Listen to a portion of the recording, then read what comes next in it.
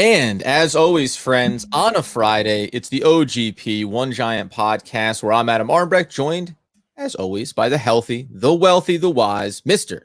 Andrew Makowitz. I am excited that it's Friday, Adam. Getting ready for the weekend. What are the big plans that you got going on? I may go back. If once upon a time here, if you listen to a Monday podcast, you heard that I had returned from the cabin in the woods, not like a horror film, like a family cabin we have on the Delaware. I may take another run back up. We are surging. Here's how you handle a cabin. And this is about a 15 by 20, essentially uninsulated box in the middle of the woods. But what you want to do is wait about 20 years, don't really maintain anything, and then one season with all your might really start to surge and make some improvements to the property. So there's some work to get done up there. It's sunny and beautiful out, so I'm hoping maybe I catch one more day of fun in the sun over the weekend. How about yourself, sir? I'm just hanging out around the house. Was out and about a little bit last weekend, so it's going to be a little rest and relaxation around with the fam this weekend, which is much needed. But I'm curious to hear about your Blair Witch Project situation going on, at the cabin. So you got to keep me updated. Give me texts over the weekend for proof of life. Just yeah. Everyone always says when I get in the car and I say I'm driving off into the woods, they go, "Yeah, but you're taking your phone with you, right?" I mean, we have that life beacon on you that always beeps every 15 minutes, just so we know. Yeah. There'll be references and checkpoints. We are, of course, live on YouTube as well, my friends. So hopefully you've been enjoying us over there. Some of the bonus content beyond the podcast, like the mock drafts that I've been doing or player profiles over the weekend. Regardless of if I'm in the woods or not, I'm going to dive into another position, talk about value in the middle rounds. We did wide receivers last week. We'll probably get in, I think, edge rushers makes the most sense here at this spot. So be sure to stay tuned for that as well. But right now, we'll run through some quick news and notes around the New York Football Giants and then get into some other topics that are kind of not only Giants-centric, but also NFL-focused as well, because it impacts a lot of different teams.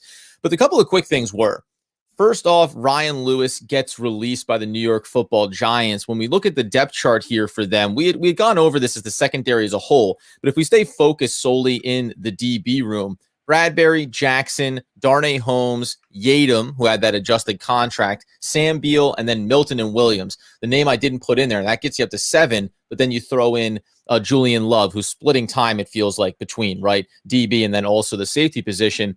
Does this indicate anything to you? Because a lot of those other contracts the Giants handed out were futures contracts, and we know that means you had an opportunity to potentially make the roster. What is it significant to you for a guy in Ryan Lewis that last year maybe fans had a little bit more of a positive feeling about and thought maybe there was an upside there?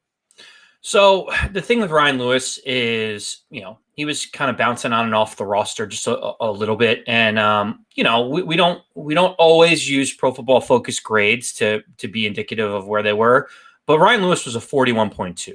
Right. And so while you thought not falling behind, not showing off right in the meaty part of the curve or slightly below it. He didn't want to show up James Bradbury. That was the reason why, and when you think about it, really the writing was on the wall for Ryan Lewis when Yedem decided to take a pay cut.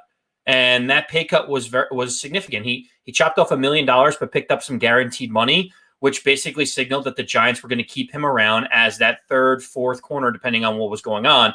Little did we know that Adoree Jackson was going to come into the fold as well to really solidify the cornerback room. It just starts getting pretty crowded at that point. And when you talk about a guy that's been kind of a practice squad on and off, low scores, maybe saw some promise, it makes sense that kind of we waived him, released him, could see him potentially on a practice squad if he doesn't get picked up by somebody else. But it goes to show that cornerback room right now is pretty jam-packed with players that the Giants see a little bit more promise than someone like Ryan Lewis. Every time, and I hope that Ryan Lewis finds another spot if it's not back with the practice squad potentially, as you say, every time a cornerback gets cut that isn't named Sam Beal, I get excited. You know what I mean? There's still that. I still get that good old fashioned feeling of what Sam Beal could be. And maybe, in a lot of ways, Yadam should have taken over that type of mentality, or Darnay Holmes, who I'm excited about as a young player.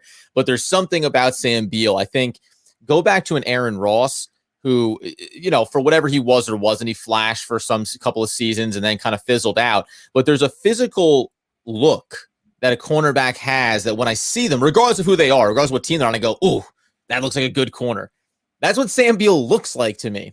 I don't know for sure if he's capable of, producing. We saw him a little bit at the back end of the previous season when we still had DeAndre Baker on the roster, right? And these guys seemed like they were finding a little bit of a rhythm, and then the opt-out. So I'm very curious to see how Sam Beal looks in this offseason when we finally get underway with it. And then really where he fits in the hierarchy, right? If you start to see his name inching up a depth chart, that's something I would still be excited about because he still is a young corner for us. Yeah, it's funny because I kind of thought it was more related to Yedem than I thought it was Beal, but you're probably right. I mean, Isaac was cornerback number 2 for quite a bit, so maybe there was not as much risk with him being, taken off the roster. I think once he brought his cap hit down, it was a given that he was going to be there based on how he showed in the last few games of the season. Sam Beal, after opting out, is kind of an unknown commodity right now. Like, how's he going to play? We talk in the same breath about Nate Solder. Like, how's he going to look? Well, Sam Beal's younger, but we still haven't seen what he's going to be capable of. Yeah. You'd have to think that some of the off-season type stuff, maybe they've had conversations with Beal. They've seen him, some of the coaches have been working with him. They must like what they see from him to be able to let someone like Ryan Lewis, who did, have some different spot starts for the Giants, they just let him go. 100%. So we'll see how it shakes out and keep our eye on it is the big thing for me.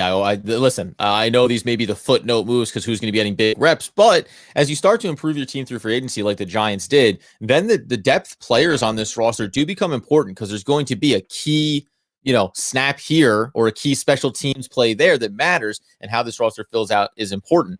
Speaking of filling things out, how many members do you think are on the New York Football Giants coaching staff?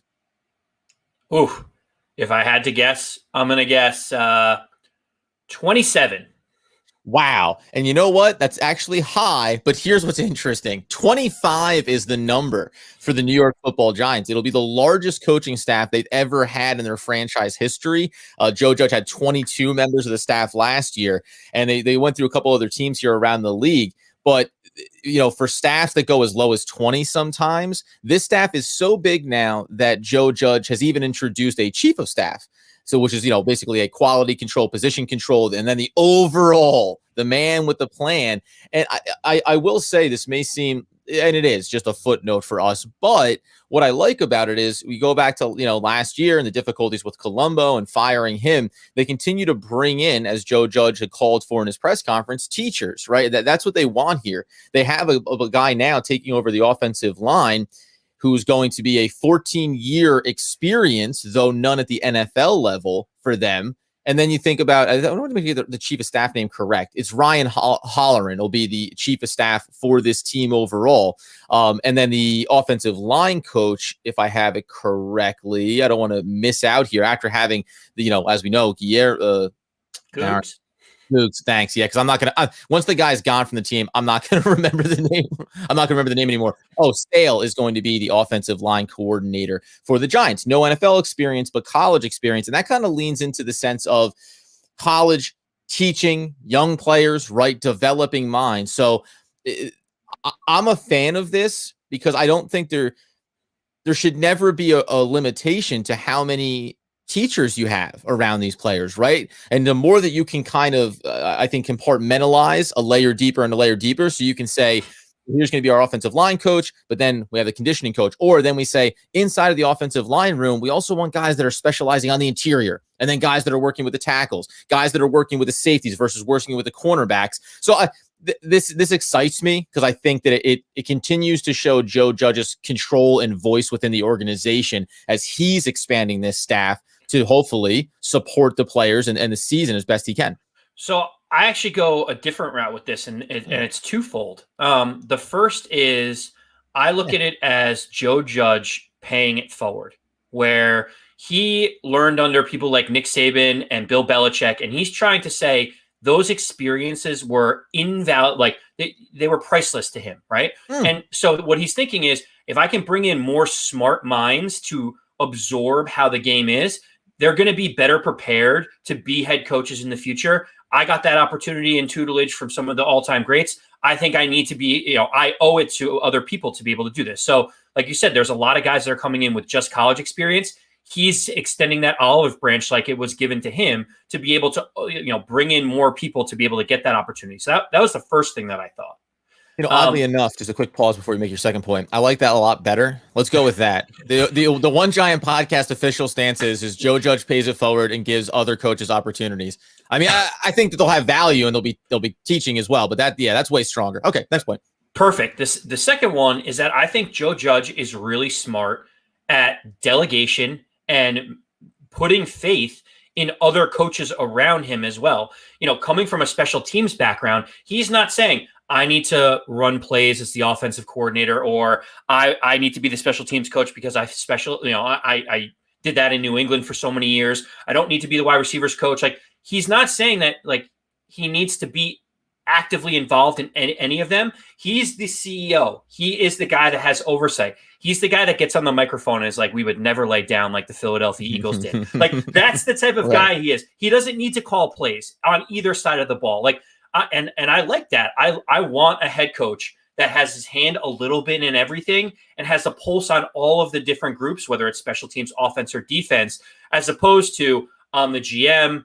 I draft players, I trade players like Bill O'Brien, I call offensive plays on the defensive court. Like, no, do what you're good at. Be the CEO and inspire people.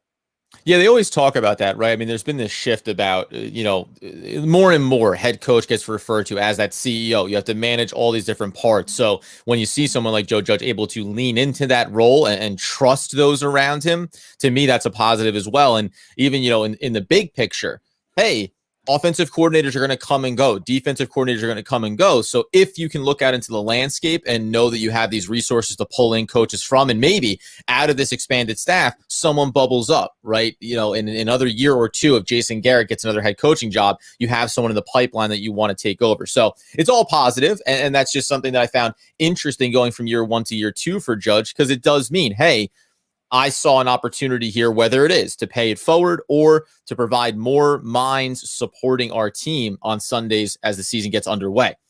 The other piece that we want to cover here as far as just news and notes, and that's going to be the Giants players opting out of the voluntary workouts. This is now spreading across the league. A number of teams are involved in it. The question for me is, and this isn't to be dismissive about the seriousness of COVID-19, because that's essentially the premise of why. It's still running rampant. There's different variants happening in New York City, as we heard reported. Most players and people are starting to get vaccinated, which is a great thing. Do you think that this is a direct one-to-one, the COVID concerns, and that's why they're opting out? Or is this the response to the thing that was put to a vote and accepted by the players' union, but that the players didn't really want to be doing, which is playing a 17th game? So now the players collectively are finding a way. These are voluntary, so there's no penalty or punishment for it, though it's kind of the voluntary by NFL team standards. Wink. Yeah, exactly. Well, yeah, voluntary. So we'll see you there on Monday, and we're looking forward to it. Do you think that there's a little bit of two sides to this, or can it just be that because I just don't see it. If it was mandatory, I don't think that you'd hear players pushing back on this. It's just an opportunity to maybe send a little bit of a message about how we feel about the changing schedule and landscape for the NFL coming to the season. The Cleveland Browns came out with a unified message as well that said, hey, the virtual offseason program really was more our speed, to be honest with you. Yes, a lot of support for the virtual. Yeah, they're like, it was great. We were more mentally and physically ready for the season by doing things on our own. And I think this was a bigger deal 15, 20 years ago when you didn't really know what players were doing in the off season. Now it's like all these guys have their own personal trainers. All these guys, like half the Giants are down in Miami at like the House of Athletes, like working out with Brandon Marshall and Landon Collins and all these other people. Like, it's not like these guys aren't getting their reps in. They all have their own personal trainers and like guys off to the side that they work out with. Like, to me, it's not really a big deal. I think they just don't want to have to like fly back to a certain place and sit in a dorm and like hang out with people that they're going to be spending the next 8-9 months with anyway. So listen, the COVID situation is still real. It is, the reason why everyone is opting out of these voluntary workouts. The team wants to get them in the building as quickly as possible to be able to work with them and coach them up. But at the end of the day, I don't really think this is a big deal. And like, it's not like the players are just sitting at home gaining 50 pounds. Like, they're all working out on their own, but a bunch of people are with Daniel Jones in Arizona, like as we speak. So to me, not really a big deal. I get it. The players are like, hey, this is one time we could chip away at something that you're forcing us to do, and we don't have to do it. Yeah, that's my general sentiment too. And like you said, I think if you're the NFL, you probably don't worry as much about this, and specifically individual teams, because now you're saying, well, we went through the virtual setup last year, so we know that we can do that. We can all get together and go over some things, if we want to. And then, like you say, everyone's also working out together. So, and if you think about the season in terms of September all the way through February and the Super Bowl, then you have a couple extra months in the offseason for training camp. Like, if you start going now, like you said, okay, so now we're 10 months, we're 10 months into this project of playing NFL football. And I think that because of the reduction in two-a-days and all those kind of things, the wear and tear piece of this, it still does have an impact, right? So short of, I think certain teams might like it, right? Certain teams might like getting the voluntary workouts to get a sniff of young players, back-end roster guys, and get a little bit of a sense of some guys that may make special team spots or not. That's probably the biggest drawback for NFL teams, is not seeing young players that maybe you want to know. And for example, a Nate Solder, right? Wouldn't you like to get him at a voluntary workout just to kind of see where the state of that veteran player's game is? I think little things like that might hurt, but overall, I don't think teams are too worried about this. Well, the other piece of this, Adam, is that, and I forget where I heard this, but someone brought up a good point about how the agents may dictate a lot of what's going on here, because if you represent a guy that is a fringe roster guy, or like may or may not make it, has been undrafted, has bounced around practice squads, and you have an opportunity to show up and show out, like that could be the difference between you making the roster or not. If you're like a seasoned grizzled vet, you're like, I want to just hang out in Southern California and like swim all day and work out at the beach. That sounds way better than being like in upstate New York, where it's like rainy, drizzly, and I'm sitting in like a Sienna dorm room or something. Like that doesn't appeal to me at all. But like, if you're a fringe guy on the roster, if you're an Austin Mack or a Derek Dillon for the Giants, who's like bounced around practice squad, will you make the roster or not? Like, this is your opportunity. But again, the players are trying to put a united front together. But in the background, the agents are like, man, you should seriously consider going there and showing up for these coaches, because it'll only benefit you when it comes to that final roster spot, whether or not they got that extra look at you. Yeah, it's always interesting when you talk about veterans, right? The big names that we know about in the NFL that come out against certain things, and then the other 78% of the league that makes it up, right? Guys that are back-end roster players and trying to make those cuts. And this, for good or bad, this is a way that young players can potentially end up landing on other rosters, right? This can end up creating some player movement if you don't get as good a look, and then maybe the proverbial diamond in the rough shows up somewhere else. So we'll see how it shakes out. But overall, I don't find it to be too concerning. And from that standpoint, I am a player guy, and I'm glad that if that's how the Giants collectively were feeling, that they stood up, spoke out, and hey, enjoy your time in Miami. Yeah, I'd rather be working out in Miami than upstate New York. Let's put it that way, right? The other thing, so we mentioned Ryan Lewis getting cut, and it has brought this up. We talked about it last episode. I think we touched on it a little bit, but we didn't think there was a lot to it. But the Surtain at 11 bus seems to be at least getting some level of traction that it would be possible. And I wanted to get your take on it, because one of the things that maybe over this weekend I'm going to run through, I had lined up side-by-side mock drafts that say, what happens if you want to take, say, Slater and Waddle and Parsons and Surtain are there, because Surtain, just unto himself as a prospect, is very highly regarded. Now, fit-wise, you could debate that for the Giants and signing Adoree Jackson. That's what we said. But when you line up those drafts side by side, there's an impact hierarchy of what happens then in the second, third, and into the fourth round. Do you see, is there any world to you where Surtain has real legs here? Is it just, if you looked at them, and let's even avoid that multi-draft scenario, what if Waddle and Surtain are both gone?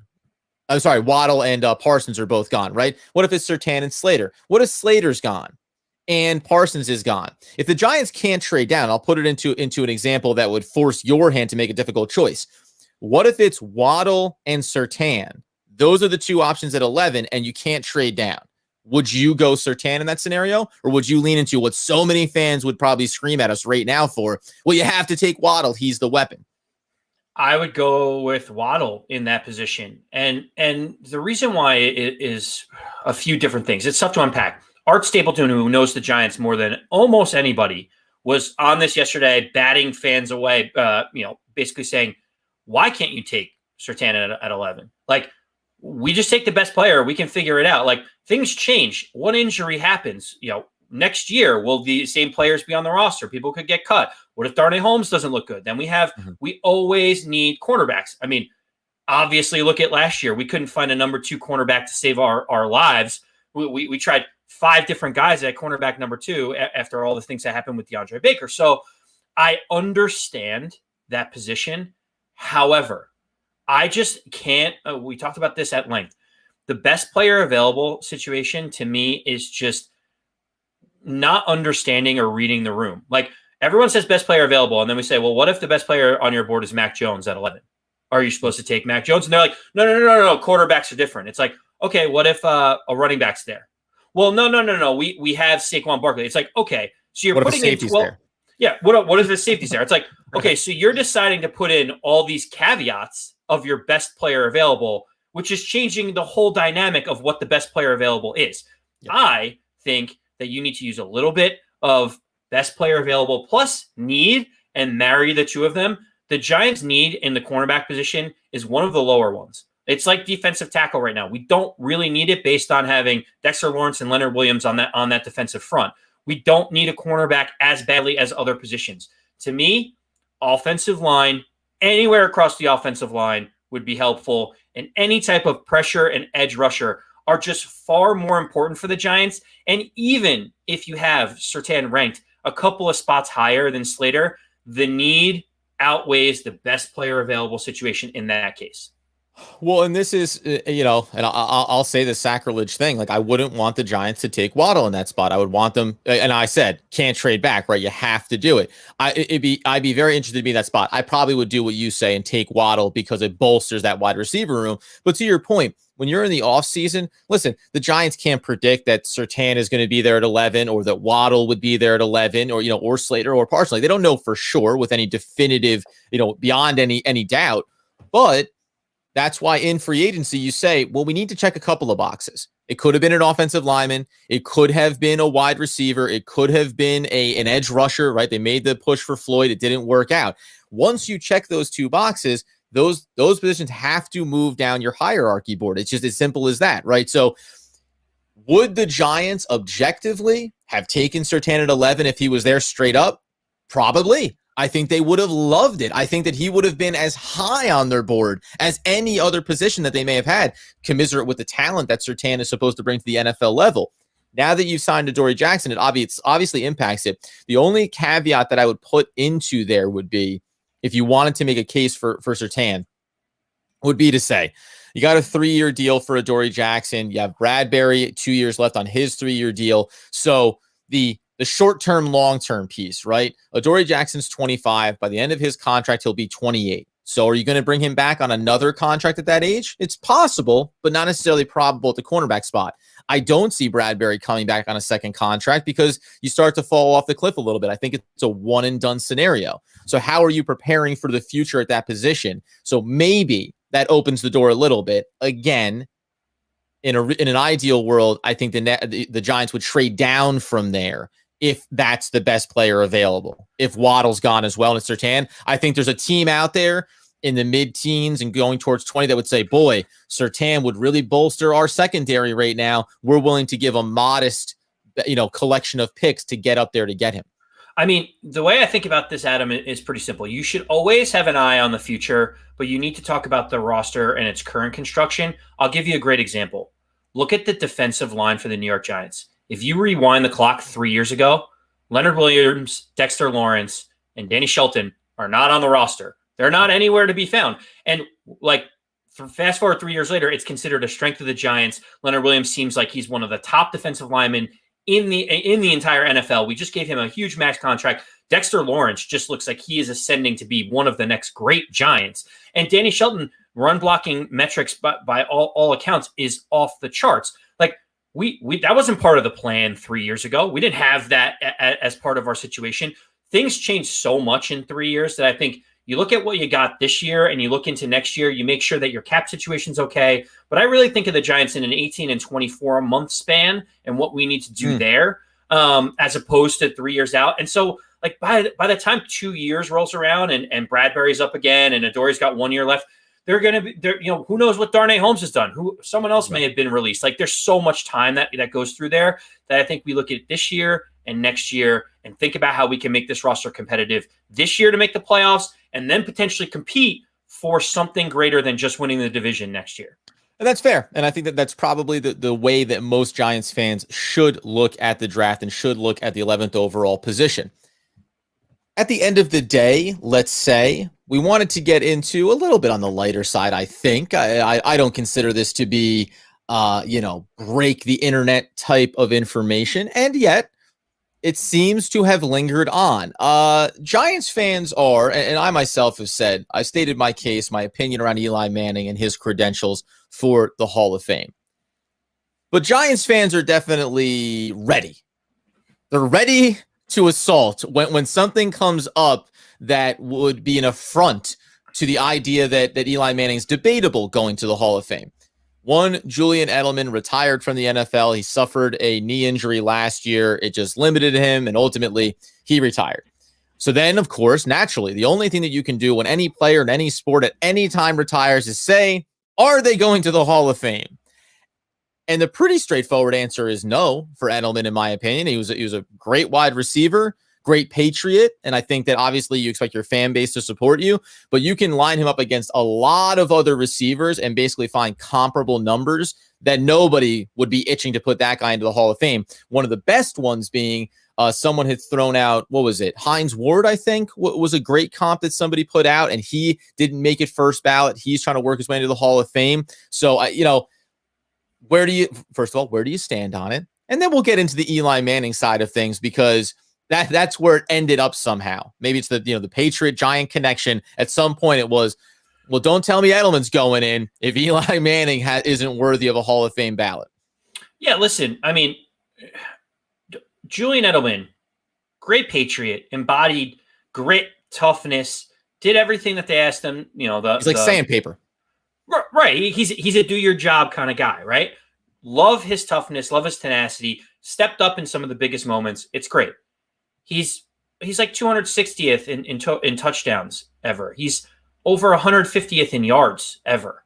And we're talking about like not the Hall of Good, not the Hall of Great. We're talking about the Hall of Fame. Like Torrey Holt can't even get in. You talked about Hines Ward. Like there's so many amazing guys that are just not getting in the Hall of Fame that have more yards, more touchdowns, yards per catch. They literally have everything more than Julian Edelman.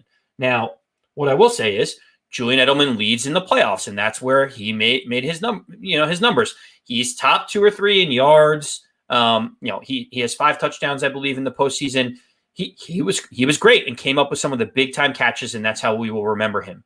It's fine to say that he was a good player and that he belongs in the Patriot Ring of Honor, and he's not a Hall of Famer. And that's not an indictment on him. It's not a slight. He's a better football player than I would ever have been, but he's just not a Hall of Famer. Yeah, that seems like the easy answer for me.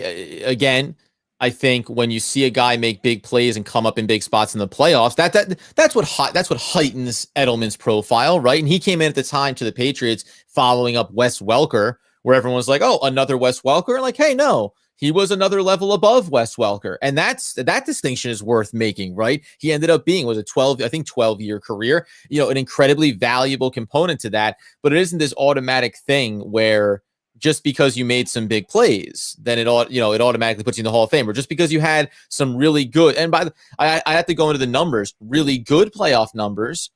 Are they all-time playoff numbers? Because if you can give me 6 playoff runs where you were the absolute at the position, then maybe that does sway me in Hall of Fame. The only drawback to that would be to say, well, is, Julio Jones beholden to whether or not the Atlanta Falcons make the playoffs every year to give him the opportunities to do that?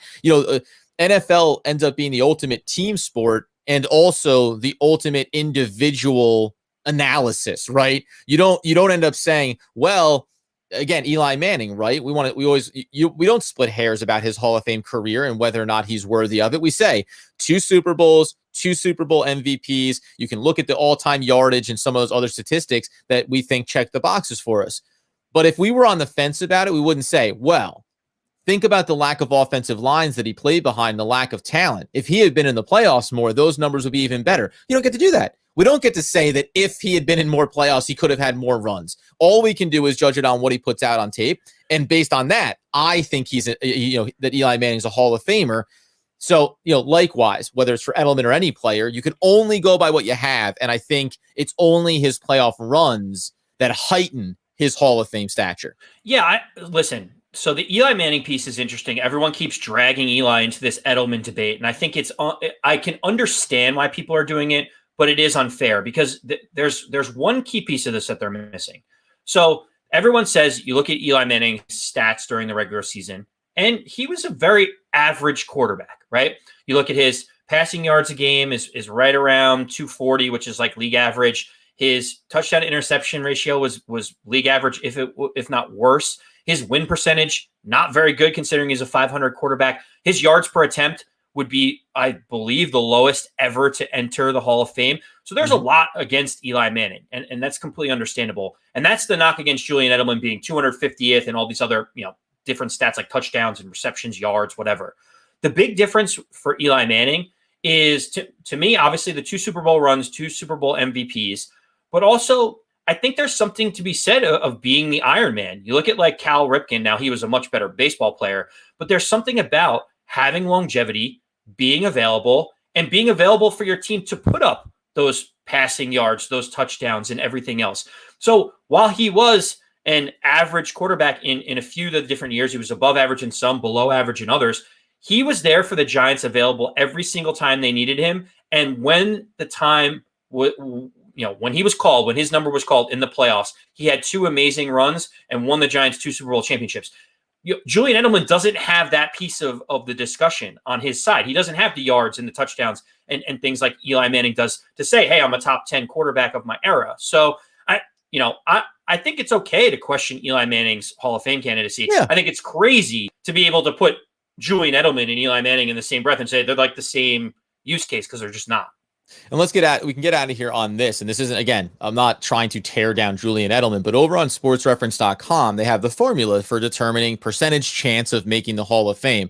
And essentially, if you reach these numbers on these metrics, which combine things, the formula is based on approximated value of the player's peak year, their second year, their third best year, and so on down the list from 100%, 95, 90. That's how they weight out each of these years as a starting point. They add in things like like all decade selections, MVP awards, defensive player of the year awards, etc. First team All-Pro, Super Bowl titles, Pro Bowls in descending weights as well.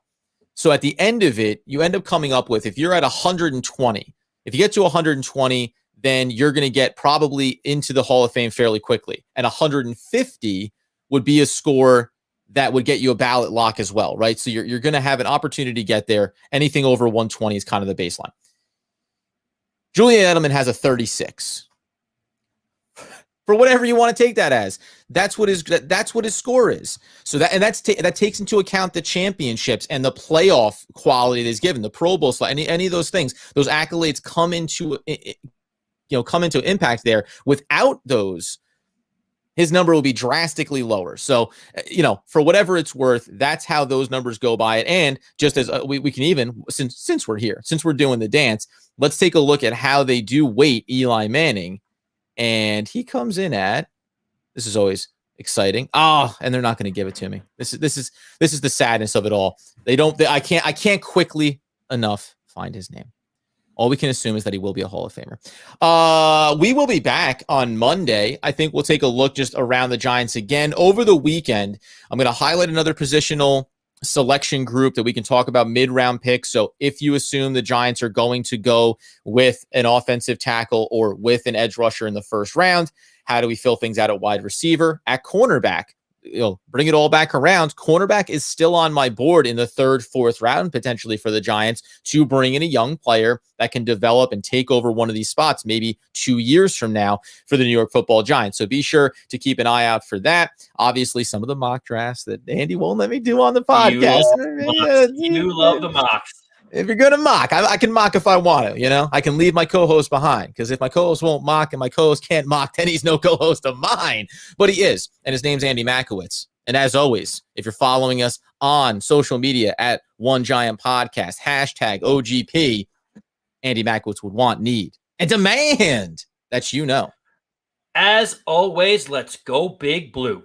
Yes, sir.